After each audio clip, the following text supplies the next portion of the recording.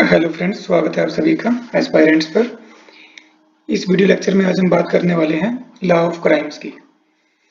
तो ये first paper होता है लॉ ऑफ क्राइम्स का। ये 3 ईयर एलएलबी फर्स्ट सेमेस्टर का 4th पेपर है। इससे पहले हम देख चुके हैं लॉ में कि जो जो लॉ क्या होता है, जूरिस्प्रूडेंस और कॉन्स्टिट्यूशन के अंतर्गत हमने देखा था कि एक इंडिविजुअल को क्या-क्या राइट्स मिलते हैं एक स्टेट के अगेंस्ट में। और इसके बाद जो थर्ड पेपर होता है वो लॉ ऑफ टॉर्ट्स का होता है, जिसमें मेनली हम जो सिविल जो रॉन्गफुल एक्ट होते हैं उनके बारे में बात करते हैं। और जो लॉ ऑफ क्राइम्स है, इसमें जो भी क्रिमिनल्स एक्ट्स होते हैं उन सब के बारे में बात की जाती है। तो आज हम इसके सिलेबस के बारे में डिस्कस करेंगे, और आज का जो वीडियो लेक्चर रहेगा उसमें हम अपने पूरे सब्जेक्ट को समझ पाएंगे कि हमें पढ़ना क्या है और क्या क्या एग्जाम में आएगा। जो आज का वीडियो है वो काफ़ी इंपॉर्टेंट रहेगा आपको समझने के लिए और एग्जाम में राइट करने के लिए। तो बने रहिए। अगर एक बार में ये चीज़ें समझ नहीं आती हैं तो 2 से 3 बार भी देख सकते हैं, क्योंकि कोई भी जब हम नई जानकारी जानना चाह रहे होते हैं, सीखना चाह रहे होते हैं, तो एकदम से हमें समझ नहीं आती है। उसको समझने के लिए हमें टाइम चाहिए होता है और माइंड को स्टोर करने के लिए उसे 2-3 बार रिवाइज भी करना पड़ता है। तो आप 1 से 2 या 3 बार भी इसे देख सकते हैं, और आने वाले एग्जाम में काफ़ी ज़्यादा हेल्पफुल रहेगा। तो हम सिलेबस के अनुसार ही पूरा का पूरा सिलेबस डिस्कस कर लेंगे, और वीडियो को काफ़ी लंबा नहीं बनाया जाने की कोशिश रहेगी, जिसमें जो भी हर टॉपिक है उसके बारे में थोड़ी-थोड़ी सी एक ब्रीफ इंट्रोडक्शन ले लेंगे, ताकि समझ हम विकसित कर पाएँ। उसके बाद खुद भी पढ़ेंगे तो हम उसे जान पाएँगे कि क्या-क्या इसके अंदर दिया गया है और क्या-क्या हमें पढ़ना है। क्योंकि जो पूरा एक सिलेबस होता है, उसके अंदर जो सब्जेक्ट मैटर है उसको शामिल किया जाता है। ऐसा नहीं है कि कोई भी हम किसी भी चीज़ की स्टडी कर रहे हैं उसमें बिना किसी सिलेबस के पढ़ने लग जाएँगे। तो इसीलिए हर एक सब्जेक्ट के अंतर्गत जो भी एक पेपर है उसका एक सिलेबस डिफाइन कर दिया जाता है कि इसी ये सिलेबस रहेगा, हमें इन चीज़ों की जानकारी अभी तक करनी है। आने वाले सिलेबस में हम अपनी जानकारी का दायरा बढ़ाते जाते हैं। तो स्टार्ट कर लेते हैं, क्या-क्या रहेगा आज के वाले लेक्चर में। तो लॉ ऑफ क्राइम्स ये फर्स्ट पेपर होता है, इसके बाद से आगे भी आएँगे इससे संबंधित जो पूरे लॉ हैं इत्यादि। तो इसमें जो-जो सिलेबस है वो बता रहे हैं कि क्या-क्या रहेगा। सबसे पहले इन्होंने दिया है जनरल प्रिंसिपल्स ऑफ क्राइम्स, के जो अपराध है उसके क्या-क्या प्रिंसिपल हैं। इसमें हमें क्या-क्या देखना है कि historical historical background of criminal law in India, कि जो भारत में जो जो इसका बैकग्राउंड है, कैसे इसका विकास हुआ क्रिमिनल लॉ का, उस सब के बारे में जानकारी देखनी है। तो एक ब्रीफ सी जानकारी मैं आपको यहीं पे दे देता हूँ। जो लॉ है जो इंडिया में, क्योंकि कानून ऐसा नहीं है कि आज ही अस्तित्व में आया है, ये प्राचीन काल से लेकर मध्य काल में भी निरंतर विकसित होता रहा है। और लॉ का जैसे हम पहले भी इससे पहले के जो पेपर है उनमें भी हमने देखा कि जो लॉ होते हैं वो कभी भी मतलब एक सबके लिए सेम नहीं होते हैं। मतलब ये क्षेत्र और एरिया के अंतर्गत अलग-अलग हो सकते हैं, और ये समय के साथ-साथ चेंज होते जाते हैं। तो ये कंटिन्यूअस प्रोसेस है लॉ को बनने की और उसको प्रैक्टिस करने की। तो जो बैकग्राउंड में हम देखेंगे कि जो प्राचीन भारत था उसमें हिंदू कानून, या फिर मध्यकालीन जो भारत था, जो मेडिवल इंडिया था, उस ईरा में क्या था, जो मुस्लिम जो लॉ थे वो सब फॉलो करते थे, क्योंकि जो रूलर होते हैं वही कानून बनाते थे या लॉ बनाते थे। तो कुछ लॉ होते हैं जो परंपराओं से भी बंधे होते हैं, क्योंकि हम उसको फॉलो करते जाते हैं, और कुछ जो एक स्टेट या एक सुप्रीम पावर जो बनाती है उनको हम लॉ की कैटेगरी में रख सकते हैं। तो वो फर्दर क्लासिफिकेशन है वो हम पहले वाले जूरिप्रूडेंस और इन सब में देख चुके हैं। तो जो आज जो हम देखेंगे, जो कि जो जो हिस्टोरिकल बैकग्राउंड है, ये हम मेनली लेके चलेंगे जो ब्रिटिश जब यहाँ आए थे, जो उसके बाद से जो विकास होना शुरू हुआ था, जो मॉडर्न लॉ है उसके अंतर्गत हम इसकी बात कर रहे हैं इस पेपर के अंतर्गत। तो इसमें क्या होता है, जो 1833 में एक कानून बनाया गया था, और उसके तहत फिर एक जो इंडियन लॉ कमीशन गठित किया गया था, कॉन्स्टिट्यूट किया गया था, और जिसको हिंदी में कह सकते हैं हम भारतीय विधि आयोग, जिसके अध्यक्ष थे, या फिर अध्यक्षता में गठन गठन किया गया था, वो थे लॉर्ड मैकाले। तो लॉर्ड मैकाले की अध्यक्षता में गठित किया गया था। इसके 2-3 काम थे जो हम एक अगर एक समझ के लिए बताना चाहें तो उसमें था कि जो हमारे उस समय पे जो लॉ एग्जिस्ट कर रहे हैं उन सबको स्टडी करना। तो जो ये पूरा का पूरा कमीशन था, आयोग था, उन्हें जो उस दौर में जो जो भी कानून बनाए जाते थे, सजा दी जाती थी, उन सबको स्टडी करना इसका काम था। और जो उस समय के न्यायालय होते थे, उन सबका क्षेत्राधिकार क्या-क्या होता था, उसी दौर की बात चल रही है सब की सब। तो उसके बाद इसका तीसरा एक काम था कि जो जो कानून है उस समय के, वो उनका क्या-क्या सिद्धांत हैं और किन बेसिस पे वो बनाए जा रहे हैं। तो इसमें इतनी ही बात आती है। तो जो मैकाले साहब हैं या पूरा आयोग है, वो 1837 में अपनी एक रिपोर्ट देते हैं, और रिपोर्ट में उन्होंने सुजेस्ट किया कि भी ये चेंजेस या रिफॉर्म्स आवश्यक हैं, और जो जो फाइनली इसका कोडिफिकेशन होगा उसके बारे में उन्होंने बताया, और जो कि लगभग 30 सालों से ज्यादा के समय के बाद 1860 में आईपीसी को एक कोडिफिकेशन कर दिया गया। कोडिफिकेशन का मतलब यही होता है कि भी अलग अलग लॉ को एक कोड में, एक संहिता में बांध देना, तो जिससे उसको स्टडी करना और फॉलो करवाना। क्योंकि जो लो का मतलब सिर्फ इतना ही होता है कि अब लो हर व्यक्ति के लिए अलग अलग नहीं होते हैं। अगर अंग्रेजों की तरफ से कोई नया एक अधिकारी आएगा तो वो उसको अपनी मर्जी से फॉलो नहीं कराएगा। जो लो है वो उसको दोबारा से बताने की जरूरत नहीं पड़ेगी, वो आएगा उसी पैटर्न पे उन लॉज को फॉलो करेगा और करवाएगा। तो यही बात थी। तो 1860 में आईपीसी बना दिया गया था, कोडिफिकेशन कर दिया गया था, और उसके तुरंत बाद ही 1861 में सीआरपीसी यानी कि क्रिमिनल प्रोसीजर कोड भी बना दिया गया था। और तब से फिर ये हम मान सकते हैं कि भी इसका विकास या ये सब स्टार्ट हो गया था। इसके बाद पोस्ट जो कॉलोनिकल चेंजेस हैं, मतलब आज़ादी के बाद भी या फिर उसके बाद भी हमने इनमें काफ़ी चेंजेस किए हैं, और अब भी हो रहे हैं, ये ऐसा नहीं है कि रुक गए हैं। तो इसके अंतर्गत यही बात थी। उसके बाद देखेंगे concept of crime. Concept of crime से मतलब ये कि एलिमेंट्स ऑफ क्राइम। क्राइम से मतलब ये होता है कि भी कोई भी एक ऐसा कार्य है जिसके अंतर्गत आईपीसी या कोई और कानून, जो एक विशेष कानून हो, उसके तहत वो पनिशेबल कार्य हो। तो यही मतलब होता है क्राइम का। और क्राइम के जो हम एलिमेंट्स मान सकते हैं वो मेनली 3 होते हैं, कि वो जो भी कार्य किया है, जो रॉन्गफुल एक्ट है, तो उसका इंटेंशन क्या है, उसकी प्रिपरेशन की गई है, बकायदे प्लानिंग की गई है, और उसके लिए प्रयास किया गया है। प्रयास से मतलब ये होता है कि ये एक अटेम्प्ट किया गया है, वो सफल हुआ या नहीं हुआ वो बाद की बात होती है। तो यहाँ पर ये पनिशेबल होते हैं। तो उसके बाद इसका मोटिव क्या रहता है? मोटिव कुछ भी हो सकता है, बदला लेना या फिर लूट खसोट करना, हत्या करना, इत्यादि इत्यादि। इसके भी अलग अलग क्लासिफिकेशन हो सकते हैं। फिर इसके बाद जो अगला मेन डायमेंशन, इससे क्वेश्चन आए हुए हैं तो अपने को ध्यान रखना है कि या मैंने एक ब्रॉड सा या फिर एक जनरल सा एक इंट्रोडक्शन दे दिया इसके बारे में, आप इसको भी ध्यान रख सकते हैं। तो उसके बाद बताया गया है या पूछा जा सकता है कंसेप्ट ऑफ स्ट्रिक्ट लायबिलिटी। तो स्ट्रिक्ट लायबिलिटी से मतलब ये होता है कि कई बार ऐसी स्थितियां हो जाती हैं जहां पर किसी व्यक्ति का इंटेंशन कुछ गलत करने का नहीं होता, बल्कि वो कुछ अच्छा कार्य करना चाह रहा होता है, लेकिन कुछ गलत मिस हैपनिंग या कुछ भी ऐसा हो जाता है जिससे कुछ डैमेज हो जाता है किसी एक पर्टिकुलर व्यक्ति को या किसी ऑर्गेनाइजेशन को भी। तो उस स्थितियों में किसी उस व्यक्ति को लायबल माना जाएगा, जबकि उसका ऐसा कोई इंटेंशन नहीं था कुछ गलत करने का, या फिर वो कुछ पॉजिटिव करना चाह रहा था तब भी। तो इस कंसेप्ट में इतनी ही बात है।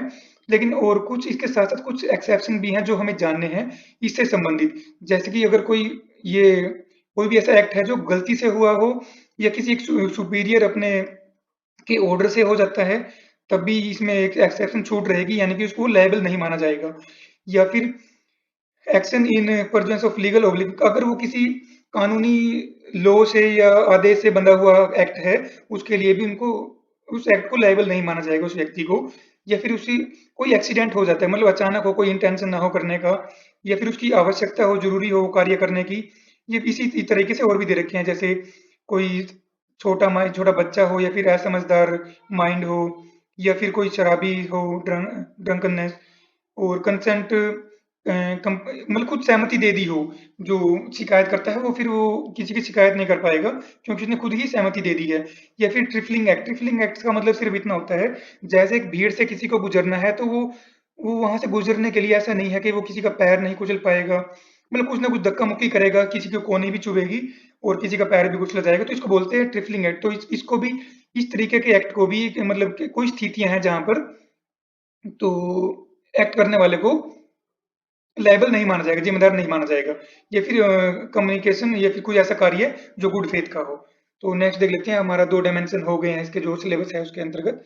अगला देख लेते हैं क्या दिया गया है। तो अगला क्वेश्चन आ सकता है राइट टू प्राइवेट डिफेंस। ये भी जो निजी जो सुरक्षा के अंतर्गत, या फिर फैमिली या किसी अदर पर्सन की सुरक्षा के लिए भी अगर कोई व्यक्ति कोई कार्य करता है, उससे संबंधित हमें जो अधिकार दिए गए हैं उसके बारे में हमसे क्वेश्चन पूछा जा सकता है। तो यहाँ भी आईपीसी में इसके अंतर्गत बकायदा एक सेक्शन दिया गया है, उसमें सब बताया गया है। नेक्स्ट दिया गया है जॉइंट एंड कंस्ट्रक्टिव लायबिलिटी। तो इसके अंतर्गत यही बताया गया है। तो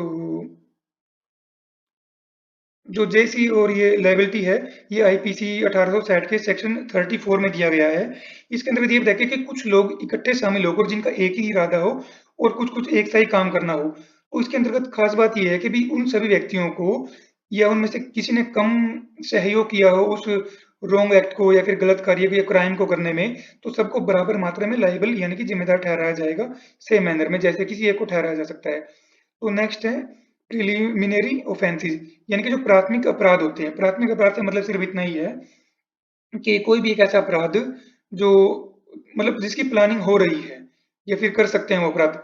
तो यहाँ पर इससे जो इसमें तीन चीजों को शामिल किया गया है, अबैटमेंट और उसके बाद कॉन्स्पिरेसी और अटेम्प्ट। अबैटमेंट से मतलब होता है कि किसी को बहकाना, मतलब खुद से यहाँ पर अपराध नहीं हो रहा है, किसी को बहका कर और उससे अपराध करवाया जा रहा है, मतलब उसको उत्तेजित करके इस टाइप से। कॉन्स्पिरेसी मतलब षड्यंत्र करके कुछ ना कुछ षड्यंत्र किया जा रहा है, अभी अपराध नहीं हुआ है, अपराध अभी होने वाला है या फिर उसकी प्लानिंग चल रही है, तो कॉन्स्पिरेसी। और अटेम्प्ट से मतलब सिर्फ इतना होता है कि किसी भी अपराध को करने के लिए निकल गए हैं, ठीक है, और जब जहां पर जो अपराध हो रहा है साइट पर, वहां पर वो अपराध को कर नहीं पाए, मतलब कुछ भी ऐसा हो गया कि जिससे वो अपराध सफल नहीं हो पाया, फेल हो गया, तो उसको हम बोलेंगे अटेम्प्ट। तो इन सब तीन चीजों को मानते हैं हम प्रिलिमिनरी ऑफेंसेस यानी कि अपराध, ठीक है, प्राथमिक अपराध। तो ये सब इसी के अंतर्गत है, लॉ ऑफ क्राइम्स के अंदर सब चीजों के लिए अलग अलग से बड़े अच्छे मैनर में इन्होंने अरेंज किया हुआ है इंडियन पिनल कोड 1860 के अंतर्गत। तो अभी भी इसको फॉलो किया जा रहा है सेम टू सेम मैनर में। तो जो अगला डायमेंशन हमारे सिलेबस का उसमें दिया गया है स्पेसिफिक ऑफेंसेस, कि किसी भी जो मतलब किसी भी अलग अलग अपराध के लिए एक स्पेसिफिक जो अपराध है उन सबको कैटेगरी में बना अलग अलग कर दिए गए हैं, जैसे ह्यूमन बॉडी से रिलेटेड है, जिसमें जो कोई भी मानव जो शरीर है उसको हानि पहुंचती है, अफेक्ट होता है। सेकंड में इन्होंने दिया है कि भी अगेंस्ट प्रॉपर्टी, किसी भी संपत्ति को उससे संबंधित जो भी अपराध है।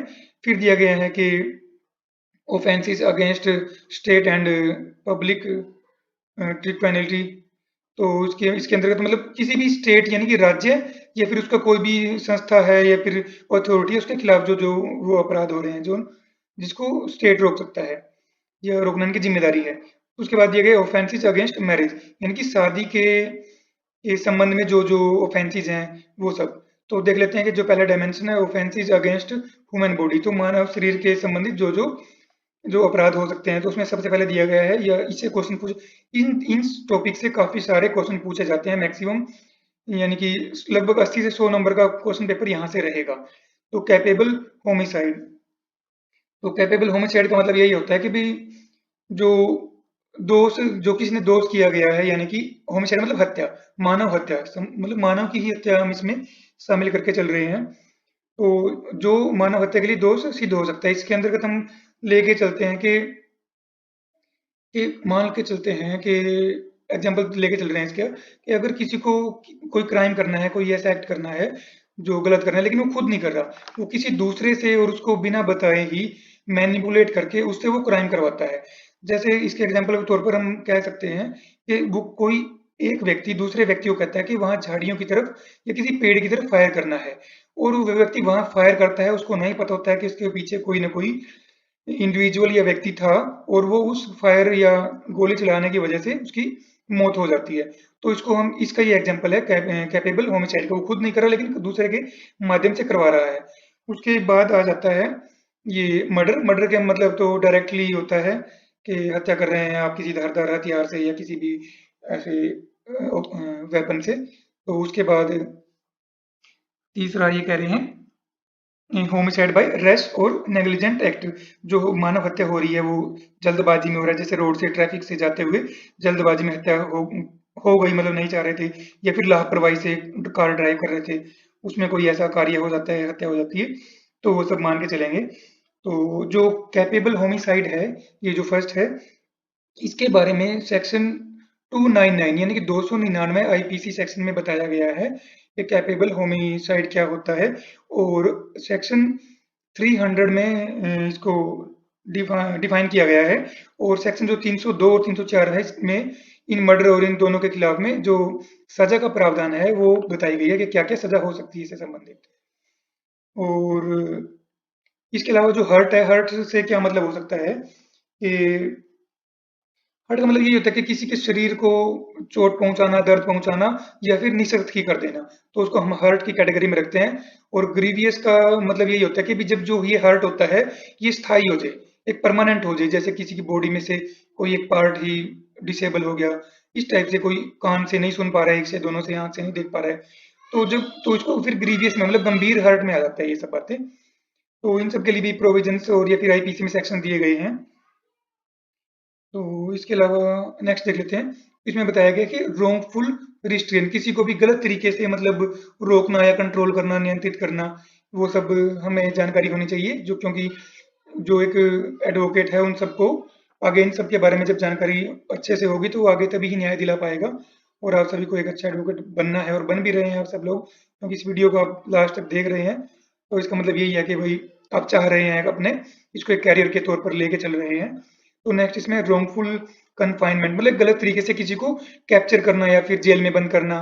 इसके बाद फिर क्रिमिनल फोर्सेज, मतलब एक आपराधिक बल का यूज कर रहे हैं, असोल्ट कर रहे हैं, हमला कर रहे हैं किसी के ऊपर मौखिक तौर पर बिना छुए या फिर इस टाइप से। तो ओटरेजिंग ऑफ मोडेस्टी ऑफ वुमेन, महिला के जो गरिमा है उसका हनन करना, सम्मान का, वो सब। Rape and unnatural sexual offences, rape जो के अंतर्गत जो जो अपराध हो रहे हैं उस सब के बारे में जानकारी होनी चाहिए। क्या क्या केसेस अभी तक आए हैं, क्या क्या डेवलपमेंट हुआ है, जैसे जो भी एक्ट के तहत जो 2013 में बनाया गया था, बच्चों से संबंधित एक्ट है। तो अननेचुरल जो सेक्सुअल ऑफेंसेस हैं, यानी कि जो अननेचुरल मतलब जैसे पशुओं के साथ भी हो जाता है, या फिर आजकल अलग-अलग तरह से जैसे यौन संबंध बनाए जाते हैं, तो वो अननेचुरल में आ जाते हैं। तो आप सब देख सकते हैं आगे भी हम बताएँगे इसके बारे में भी एक अलग से वीडियो में, इस पूरे के पूरे हर टॉपिक को। तो उसके बाद है किडनैपिंग एंड अबडक्शन। किडनैपिंग से मतलब होता है कि एक ऐसा अनसाउंड माइंड या फिर एक जो बच्चा होता है उसको बहला-फुसलाकर कैप्चर कर लेना। तो ये आता है किडनैपिंग। किडनैपिंग और अबडक्शन में थोड़ा-सा फ़र्क होता है। अबडक्शन का मतलब होता है कि किसी एक व्यक्ति को उत्तेजित करना या फिर ऐसे बुरी-बुरी सी बातें बोलकर उसको उस जगह से भगा देना। ये एब्डक्शन होता है। किडनैपिंग में क्या होता है, उसको उठा के ले जाना, और यहाँ पे क्या होता है, उसको किसी एक व्यक्ति को, इंडिविजुअल को उस स्थान से या उस जगह से मतलब भगा देना। जैसे इसमें एग्जाम्पल के तौर पर ले सकते हैं, जैसे कि इन लॉज के अंतर्गत किसी एक महिला को या एक बहू को कुछ-कुछ सुनाया जाता है ताकि वो घर छोड़ के चली जाए परमानेंटली। तो इस टाइप से ये एब्डक्शन में हम मान के चलते हैं कि ये एग्जाम्पल है। उसके बाद डोवरी, मतलब ये सब महिलाओं से संबंधित जो अपराध हैं उनके सब में के बारे में ये हमें जो नॉलेज है, टॉपिक हमें हमारे इस सिलेबस के अंतर्गत, इस एग्जाम के अंतर्गत हमें कवर करना है। तो डेवरी, डेथ एंड क्रुएल्टी, तो जो डेवरी के अंतर्गत जो क्रूरता की जाती है और डेथ की जाती है वो सब इसमें शामिल रहेगा। इसके तहत जो जो सेक्शंस है वो सब हमें देखने हैं, जो भी केसेस आए हैं वो भी देखने हैं। तो जो अगला डायमेंशन है, ऑफेंसेस अगेंस्ट प्रॉपर्टी। तो जो प्रॉपर्टी है कि कोई संपत्ति है जो स्थायी संपत्ति है या फिर मूवेबल संपत्ति है उससे संबंधित है, जो थेफ्ट है और एक्सटॉर्शन है, ये समथिंग समथिंग सेम सी ही बातें हैं, बस थोड़ा सा फर्क होता है इनके अंदर। थेफ्ट का मतलब होता है कि किसी भी एक मूवेबल प्रॉपर्टी या जैसे कि पैसे संबंधित चीज को या प्रॉपर्टी को बिना उस व्यक्ति को जो उसके पोसेस करता है, उसके प्रति अधिकार रखता है, उससे उसकी मर्जी या सहमति के बिना छीन लेना, इस टाइप से वो थेफ्ट में आता है। और एक्सटॉर्शन का मतलब क्या होता है कि संबंधित व्यक्ति से जो उस प्रॉपर्टी की क्षमता या फिर उसका अधिकार रखता है उसे धारण करने का, उससे वो चीजें छीनना या फिर अपने अधिकार में ले लेना। यहाँ पर सहमति रहती है, लेकिन जो सहमति होती है वो जबरन होती है। तो ये जबरन वसूली का एक डायमेंशन है, जिसको हम मान के चल सकते हैं कि जबरदस्ती एक सहमति ले ली है और ये अपराध करने के लिए। तो हम आगे डिस्कस करेंगे इनको डिटेल में भी, नेक्स्ट वीडियो में रहेगा वो सारा। तो उसके बाद रोबरी और डकैती या फिर डकैती इसको बोलते हैं। तो रोबरी और डकैती में भी हल्का सा फर्क ही आता है। रोबरी का मतलब क्या होता है, जब एक अपराध किया जाता है कुछ लोगों के द्वारा, या फिर इसमें हम मान के चल सकते हैं, रोबरी से को हम डिफाइन कर सकते हैं unlawful taking of property from the person of another through the use of threat और फोर्स। तो इसमें भी चार ये ऐसी वॉयलेंस और इंटिमिडेशन, थ्रेट, मतलब डर क्रिएट किया जाता है उसके रोबरी के लिए भी। तो रोबरी और डकैती में हल्का हल्का सा डिफरेंस होता है, वो हम अभी जिक्र ही कर लेते हैं इसके बारे में। एग्जाम में आएगा है, आया हुआ भी है, और थेफ्ट और एक्सटॉर्शन भी पूछा गया है कहीं से कई बार। तो रोबरी से और मतलब होता है कि 5 और उससे ज़्यादा लोग मिलकर एक मतलब सामूहिक तौर पर एक प्रयास करते हैं। तो रॉबरी के अंतर्गत क्या होता है कि एक सिंगल व्यक्ति होता है जो भी कि एक गलत चीज को या फिर एक्ट को अंजाम देता है, और डकैती के अंतर्गत 5 और ज्यादा व्यक्ति शामिल होते हैं। तो इनमें यही डिफरेंस है, रॉबरी के अंतर्गत एक सिंगल पर्सन हो जाता है और डकैती के अंतर्गत 5 या 5 से ज्यादा। इसके अलावा एक और इनमें डिफरेंस कर सकते हैं हम कि जो रॉबरी है ये थेफ्ट और एक्सटॉर्शन का एक नेक्स्ट स्टेप है, और जो डकैती है इसमें एक से ज्यादा अपराध एक साथ होते हैं। ठीक है, और ये जो डकैती है ये रॉबरी का ही एक मतलब एक स्पेसिफिक फॉर्म है, इसी के अंतर्गत ही हम लेके चलते हैं। तो दोनों में क्या डिफरेंस हो जाता है, रॉबरी जो होता है वो सिंगल व्यक्ति के पर्सन के द्वारा किया जाता है, और जो डकैती होती है उसमें 5 या ज्यादा व्यक्ति शामिल होते हैं। डकैती में 4 से 5 टाइप के ऑफेंसेस एक साथ हो रहे होते हैं। तो नेक्स्ट है क्रिमिनल मिस एप्रोप्रिएशन, मतलब किसी की भी क्या नाम है संपत्ति से संबंधित ही हैं सारे के सारे अपराध ये, उसको वसूल कर लेना। और फिर क्रिमिनल ब्रीच ऑफ ट्रस्ट से मतलब क्या होता है, इसमें एग्जांपल के तौर पे समझ लेते हैं। जैसे आपने किसी व्यक्ति को अपनी कोई बाइक पार्क करने के लिए दे दी, लेकिन वो उसे पार्क करने के बजाय पूरे शहर का चक्कर काटने चला जाता है, तो ये ब्रीच ऑफ ट्रस्ट होता है। अब यहाँ पर एक टर्म अलग से जोड़ दी गई है कि वर्ड, ये है criminal breach of trust. Criminal से क्या मतलब होता है, जब किन दो लोगों के बीच में एक कॉन्ट्रैक्ट हो जाता है और जो संबंधित व्यक्ति जो उस कॉन्ट्रैक्ट का पालन न करते हुए और जो ब्रीच ऑफ ट्रस्ट करता है, तो वो आ जाता है ये क्रिमिनल ब्रीच ऑफ ट्रस्ट की कैटेगरी में। उसके बाद चीटिंग है, और cheating miss chief criminal trespass, ये भी संबंधित सब प्रॉपर्टी संबंधित आते हैं। तो जो मिस चीफ है या फिर जो ये इसको हम जो मिस एप्रोप्रिएशन है, इसको हम गबन भी कह सकते हैं। फिर दुर्विनियोग यानी कि पैसे से संबंधित प्रॉपर्टी से संबंधित कुछ भी एक गलत तरीके से यूज करना उसका। और थेफ्ट से मतलब हमारा चोरी ही होता है, एक्सटॉर्शन से मतलब हमारा होता है जबरन वसूली या फिर धमकी देकर किसी से कुछ ना कुछ वसूलना है, मांगना, या फिर बल से मतलब बल का प्रयोग होता है यहाँ पर। तो इसके बाद जो ये मिसचीफ है, या मिसचीफ से मतलब होता है इसका जो उद्धरण है, ये इसके बारे में जो नॉलेज या जानकारी या फिर इसको एक प्रोविजन के रूप में शामिल किया गया है वो है आईपीसी 1860 के सेक्शन 425 के अंतर्गत। ये हम मिसचीफ की बात कर रहे हैं। और जो चीटिंग है, चीटिंग का मतलब ये होता है कि धोखा देना, यानी कि 420 लगी, जो हम 420 कहते हैं वो चीटिंग के अंतर्गत ही आता है। यहाँ पर चीटिंग या फिर डिसऑनेस्टी दोनों को हम लेके चलते हैं 420 धारा सेक्शन 420 के अंतर्गत। और यहाँ पर जो मैक्सिमम जो सजा हो सकती है चीटिंग या फिर डिसऑनेस्टी के अंतर्गत वो 7 साल की होती है, और साथ में फाइन भी कर दिया जा सकता है। तो ना ही कर रहे हैं सब अपराध, और औरों को भी रोका जाना चाहिए। तो मिसचीफ और क्रिमिनल ट्रेसपास का मतलब ये होता है, जो क्रिमिनल ट्रेसपास है इसके बारे में आईपीसी सेक्शन 441 के अंतर्गत बताया गया है। और इसका मतलब ये होता है कि किसी की भी प्राइवेट प्रॉपर्टी के अंतर्गत घुस गए या फिर वहां की उसको परेशान करने लग गए हैं। प्रॉपर्टी किसी और की है और कोई अदर पर्सन वहां पर थर्ड पर्सन वहां घुस जाता है, और जिसकी प्रॉपर्टी है ओनर है जो उसका स्वामित्व रखता है उसको परेशान करना शुरू कर दिया, या कोई ना कोई एनॉय कर रहे हैं, उसके अधिकार को छीन रहे हैं। इस टाइप से कोई मतलब उसकी प्रॉपर्टी में घुसकर कुछ ना कुछ क्रिमिनल एक्टिविटी करना या फिर रॉन्गफुल एक्ट करना, उसको हम ट्रेसपास में रखते हैं। इसके बाद जो स्टेट के अगेंस्ट जो अपराध आते हैं जैसे सेडिशन। सेडिशन का मतलब होता है, ये धारा 124 ए में इसके बारे में बताया गया है। तो सेडिशन का मतलब होता है कि जो रूलिंग सरकार है, जो सरकार अब शासन कर रही है, उसके बारे में गलत तरीके से उसकी आलोचना करना या फिर ऐसी बातों को फैलाना अगेंस्ट दी गवर्नमेंट होता है ये। तो ये ध्यान रखने की बात है, अगेंस्ट दी गवर्नमेंट। तो सेडिशन के अंतर्गत ये आता है धारा 124 ए। और अनलॉफुल असेंबली मतलब गलत तरीके से इकट्ठा होना। तो जो अनलॉफुल असेंबली होती है वो धारा 141 के अंतर्गत इसके बारे में बताया गया है। तो उसको हम डिफाइन कर सकते हैं, द ग्रुप ऑफ 5 और मोर देन 5 पीपल कॉन्स्टिट्यूटिंग ए अनलॉफुल असेंबली, मतलब कि जैसे हथियारों के साथ इकट्ठा हो गए। ठीक है, जिसकी ऐसी एक असेंबली या ऐसा एक जमाव जिसको एक कानून, स्टेट का कानून अलो नहीं कर रहा है, तो वो ऐसी एक असेंबली को हम रखेंगे अनलॉफुल असेंबली। तो इसके बाद आता है राइटिंग, यानी कि दंगे या फिर बल का प्रयोग करना, बलवा भी बोल देते हैं इसको हिंदी में। और फिर एफ्रे। नेक्स्ट दिया गया है राइट या राइटिंग और एफ्रे। तो राइटिंग को जो डिफाइन किया गया है वो धारा 146 में बताया गया है। तो इसको हम डिफाइन कर सकते हैं जब बल का या फिर एक वॉयलेंस का वोलेंस मतलब हिंसा।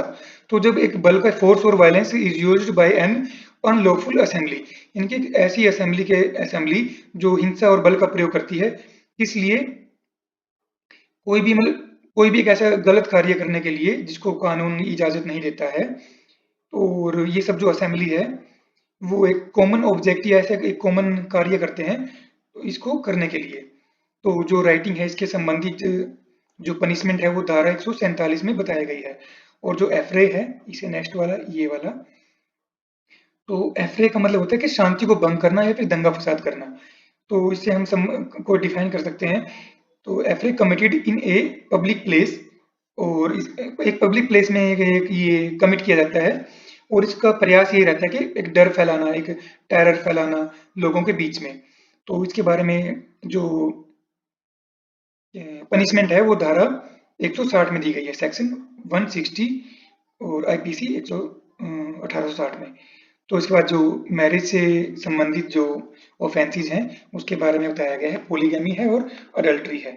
तो सॉरी, ये बायोगैमी बताना है। बायोगैमी से मतलब होता है हमारा द्विविवाह, और सेक्शन 494 के अंतर्गत इसकी बात की गई है बायोगैमी की। तो बायोगैमी को डिफाइन कर सकते हैं, बता सकते हैं, बायोगैमी को समझ सकते हैं कि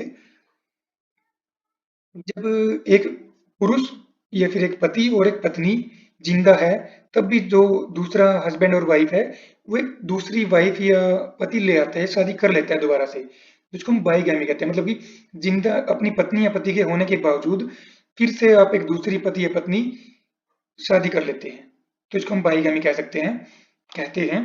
तो फाइनली जो ये लास्ट इसमें आते हैं, इन दोनों से क्वेश्चन पूछे गए हैं, बाईगैमी से भी और अडल्ट्री से भी। जो अडल्ट्री है ये भी इम्पोर्टेंट है, काफी रोचक भी है ये।